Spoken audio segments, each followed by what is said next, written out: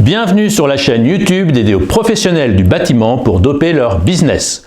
Aujourd'hui, on va se focaliser sur l'entretien de vente. Tous les jours, un pro du bâtiment comme vous se met dans l'uniforme du commercial pour vendre sans pour autant avoir reçu toutes les formations nécessaires qui vont faire de lui un bon commercial. Alors répondons déjà à une question basique, qu'est-ce qu'un bon commercial ? Un bon commercial est celui qui vend et donc qui arrive à faire en sorte d'emporter la signature et donc d'être choisi.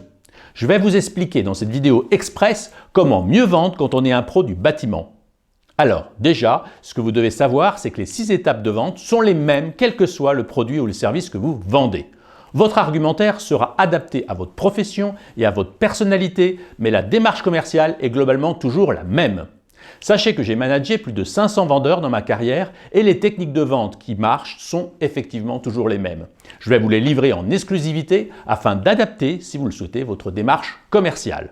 Notez pendant la vidéo les gestes clés que vous voudrez bien mettre en place dès demain lors de vos prochains rendez-vous clients.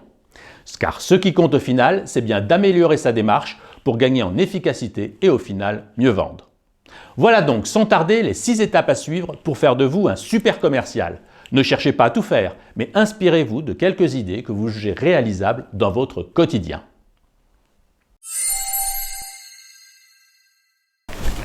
Le premier contact avec votre prospect est capital, car il va déjà donner à votre prospect l'envie de travailler avec vous ou pas.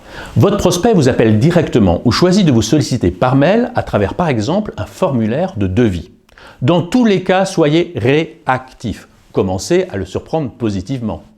Sachez qu'en effet, un appel sur 2 n'est en moyenne pas décroché par un pro du bâtiment.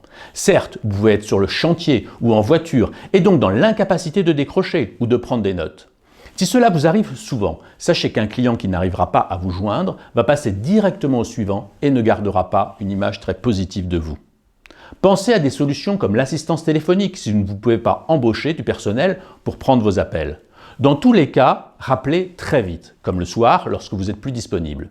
Créez de suite un climat favorable, puis posez ensuite les bonnes questions pour en connaître plus sur leur projet et enfin, fixez sans tarder le rendez-vous.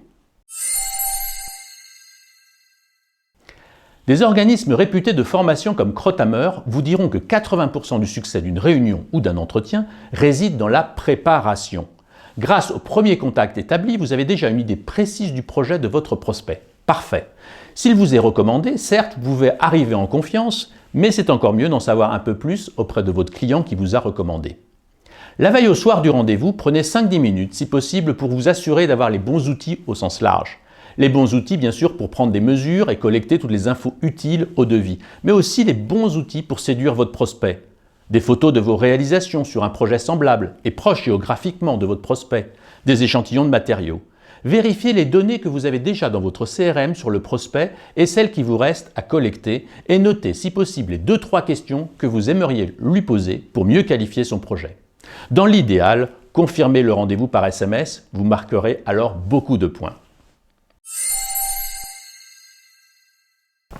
Même si vous avez déjà eu le premier contact au téléphone, le rendez-vous physique au domicile de votre prospect est le moment de vérité. Si vous êtes en retard, ce qui arrive à tout le monde, mais pas à chaque fois, il est indispensable de prévenir par téléphone du retard. Lors de ce premier rendez-vous, la prise de contact au début de l'entretien est clé. Je dis toujours que dans un entretien de recrutement, je sais en moins de 5 minutes si j'ai vraiment envie de travailler avec la personne ou pas. Soyez donc simple et naturel, souriant, mettez vos soucis de côté et consacrez-vous à votre prospect en face de vous. Lâchez votre téléphone par exemple. Présentez-vous personnellement ainsi que votre société. Créez de la proximité pour vous assurer d'avoir la meilleure écoute possible de votre prospect. S'il y a plusieurs personnes, en général le mari et la femme, créez bien le lien avec chacune d'entre elles en ne sous-estimant personne. Votre relationnel doit inspirer confiance. Évoquez par exemple le dernier chantier que vous avez réalisé près de chez eux, évoquez la pluie, le beau temps, l'actualité sportive, peu importe, du moment que ça la permette de briser la glace et d'établir une bonne qualité de contact. La découverte du besoin est l'étape la plus zappée par les commerciaux toujours pressés de vendre et de présenter leurs produits. Pourtant, c'est certainement la phase la plus importante de la vente et c'est celle qui vous donne toutes les informations nécessaires pour réussir une vente. C'est celle où vous devez faire parler votre prospect sur son projet et écouter tout simplement. Votre rôle pourrait se limiter à 4 attitudes. Parler peu, pour écouter beaucoup. Un bon vendeur sait pratiquer l'écoute active alors que le mauvais vendeur caricatural parle sans écouter en déroulant sa déballe. Posez les bonnes questions ouvertes jusqu'à la dernière goutte pour bien comprendre le projet et ce qui compte vraiment pour lui.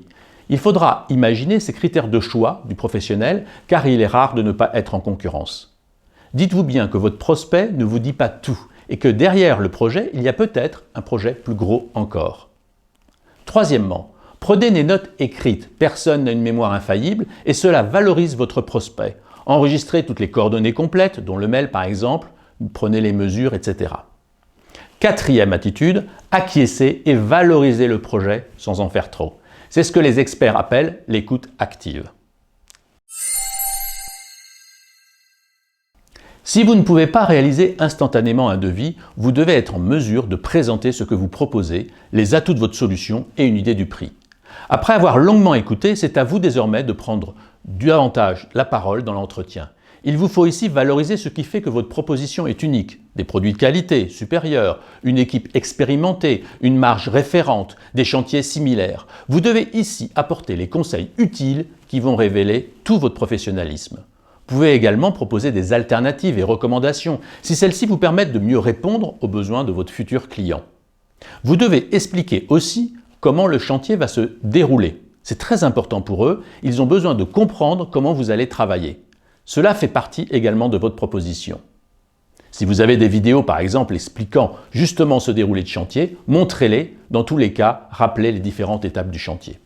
Donnez enfin une idée précise du planning, important pour eux, pour que votre prospect puisse savoir quand vous serez prêt à démarrer les travaux chez lui. Comme disait Johnny, quand on est sur scène, il faut savoir assurer son entrée et sa sortie.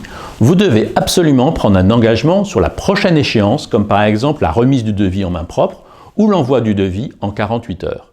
Vous devez aussi connaître la date à laquelle le prospect pense pouvoir faire son choix. Pensez à prendre l'initiative de le rappeler, par exemple, en mettant une date de rappel dans votre agenda. Rappelez vos références locales. Si vous avez un client promoteur prêt à montrer à votre prospect ce que vous avez réalisé, c'est un atout maître qu'il faut rappeler avant de partir. Laissez vos coordonnées, votre carte de visite, une plaquette avec une proposition, c'est toujours utile pour votre interlocuteur qui peut-être le soir va devoir débriefer avec son compagnon de vie ou tout simplement pour mieux influencer le choix en votre faveur. Voilà, cette vidéo se termine et je vous rappelle donc les 6 étapes clés de la vente pour un professionnel du bâtiment comme vous. Premièrement, le premier contact. Deuxièmement, la préparation.